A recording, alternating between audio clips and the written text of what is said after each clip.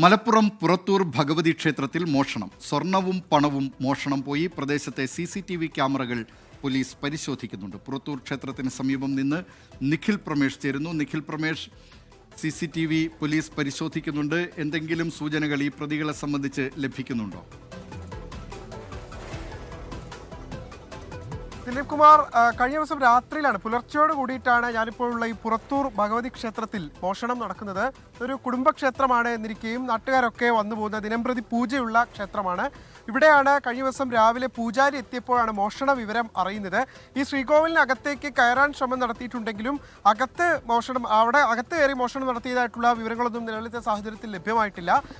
ഇവിടുത്തെ ഭക്തർ ഇവിടെ ക്ഷേത്രത്തിലേക്ക് നൽകിയിട്ടുള്ള വഴിപാടായും മറ്റുമൊക്കെ നൽകിയിട്ടുള്ള സ്വർണവും അതോടൊപ്പം തന്നെ ഏതാണ്ട് 1.5 ലക്ഷം രൂപയുമാണ് നഷ്ടമായിട്ടുള്ളത്. തിരൂർ പോലീസൊക്കെ ഇതിനോടകം സംഭവ സ്ഥലത്തെത്തി തെളിവുകൾ ശേഖരിക്കുകയും ഒക്കെ ചെയ്തിട്ടുണ്ട്. ഇവരുടെ ഈ വഴിപാട് കൗണ്ടറും അവരുടെ ചെറിയ ഓഫീസ് കാര്യങ്ങൾക്ക് വേണ്ടിയിട്ടുള്ള മുറിയൊക്കെയാണ്. ഈ മുറിയിലാണ് മോഷണം നടന്നിട്ടുള്ളത്. ഈ മുറിയുടെ പൂട്ട് തകർത്തുകൊണ്ടാണ് മോഷ്ടാവ് അകത്തേക്ക് പ്രവേശിക്കുകയും ഇതിനകത്ത് സൂക്ഷിച്ചിരുന്ന ഏതാണ്ട് 50,000-ഓളം രൂപയും അതോടൊപ്പം തന്നെ ഈ സ്വർണവും, ആളുകൾ വഴിപാടായി നൽകിയിട്ടുള്ള സ്വർണവും മോഷ്ടിച്ചുകൊണ്ട് പോകുന്ന സാഹചര്യം ഉണ്ടായിട്ടുള്ളത്. വളരെ ചെറിയൊരു ക്ഷേത്രമാണെന്നിരിക്കെ പോലെ ഒരുപാട് ആളുകൾ എത്തിച്ചേരുന്ന സ്ഥിരമായി ഉത്സവമൊക്കെ നടക്കുന്ന ക്ഷേത്രമാണ്. ഇവിടുത്തെ ദൈനംദിന കാര്യങ്ങൾക്കൊക്കെ വേണ്ടിയിട്ടുള്ള ഒരു തുകയാണ്, ആ തുകയാണ് നഷ്ടമായിട്ടുള്ളത്. അതുകൊണ്ട് തന്നെ വലിയ രോഷത്തിലാണ് ഇവിടുത്തെ ക്ഷേത്രം നടത്തിപ്പുകാരും നാട്ടുകാരും ഒക്കെ. അവരൊക്കെ എത്രയും വേഗത്തിൽ ഈ പ്രതിയെ പിടികൂടണം എന്നുള്ളൊരു ആവശ്യമാണ് ഇപ്പോൾ മുന്നോട്ട് വയ്ക്കുന്നത്.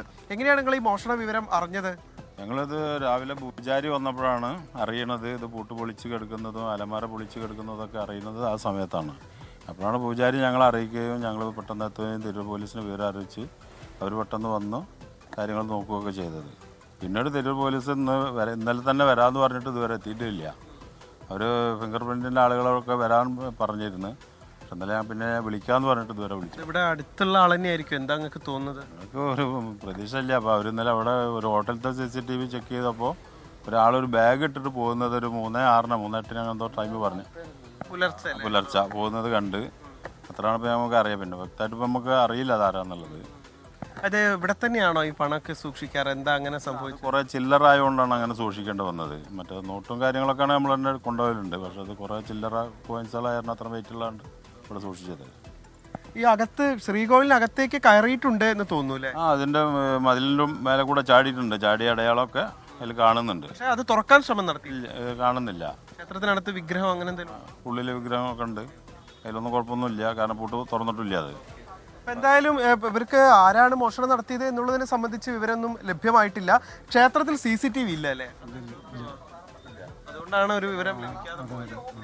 ഇവിടെ ദിനംപ്രതി രാവിലെയൊക്കെ സൂചിപ്പിച്ച പോലെ തന്നെ ഒരുപാട് ഭക്തരൊക്കെ എത്തുന്നതാണ്. പുലർച്ചെ 4 മണിയോട് കൂടി തന്നെ പൂജാരി ഇവിടേക്ക് എത്തിച്ചേരാറുണ്ട്. അദ്ദേഹം എത്തിയ സമയത്താണ് ഈ ഓഫീസിന്റെ പൂട്ട് തകർത്തതായിട്ടൊക്കെ മനസ്സിലാക്കുന്നത്. ഉടനെ തന്നെ പോലീസിനെയും ഇവിടുത്തെ ക്ഷേത്രം ഭാരവാഹികളെയും ഒക്കെ അവർ വിവരം അറിയിച്ചു. അങ്ങനെയാണിത് വ്യക്തമായത്, ഈ മോഷണം നടന്ന കാര്യം മനസ്സിലായത്. പിന്നീട് പോലീസ് സംഘം എത്തി കൂടുതൽ അന്വേഷണമൊക്കെ നടത്തി. ഇതൊരു ഗ്രാമപ്രദേശമാണ്, അതുകൊണ്ട് തന്നെ കൂടുതൽ CCTVകളുടെ സാന്നിധ്യമൊന്നുമില്ല. കുറച്ച് അപ്പുറത്തൊരു ഹോട്ടലുണ്ട്. ആ ഹോട്ടലിലെ CCTV ആണ് ഇപ്പോൾ നിലവിൽ ലഭ്യമായിട്ടുള്ളത്. അതിൽ ഒരു യുവാവ് ഒരു ബാഗുമായി കടന്നു പോകുന്ന ദൃശ്യങ്ങൾ പോലീസിന് ലഭിച്ചിട്ടുണ്ട്. ഇയാളെ കേന്ദ്രീകരിച്ചുകൊണ്ടുള്ള അന്വേഷണം ഇപ്പോൾ പുരോഗമിക്കുകയാണ്. എന്തായാലും ഈ ക്ഷേത്രത്തിലെയാണ് ഏതാണ്ട് 50,000-ൽ പരം രൂപയും അതോടൊപ്പം തന്നെ സ്വർണവും, ഈ ഭക്തർ വഴിപാടായിട്ടൊക്കെ നൽകിയിട്ടുള്ള സ്വർണവും നഷ്ടമാകുന്ന സാഹചര്യം ഉണ്ടായിട്ടുള്ളത്. എന്തായാലും എത്രയും വേഗത്തിൽ ഈ പ്രതിയെ പിടികൂടുന്ന സാഹചര്യം ഉണ്ടാകണം എന്നുള്ളതാണ് പ്രദേശവാസികൾ പറയുന്നത്. അവരെ ഈ ക്ഷേത്രത്തിന്റെ നടത്തിപ്പിനും ഒക്കെയായി ഉപയോഗിക്കുന്ന തുകയാണ്, ആളുകൾ നൽകുന്ന ഈ ദക്ഷിണയായും ഒക്കെ നൽകുന്ന തുകയാണ്, അതാണ് നഷ്ടമായിട്ടുള്ളത്. അപ്പോൾ സ്വാഭാവികമായിട്ടും വലിയ അമർഷം അവർക്ക് ഇക്കാര്യത്തിലുണ്ട്. അതുകൊണ്ട് തന്നെ അന്വേഷണം വേഗത്തിലാക്കണം എന്നുള്ള ആവശ്യമാണ് ഇപ്പോൾ ക്ഷേത്ര ഭാരവാഹികൾ ഉന്നയിക്കുന്നത്. ദിലീപ് കുമാർ.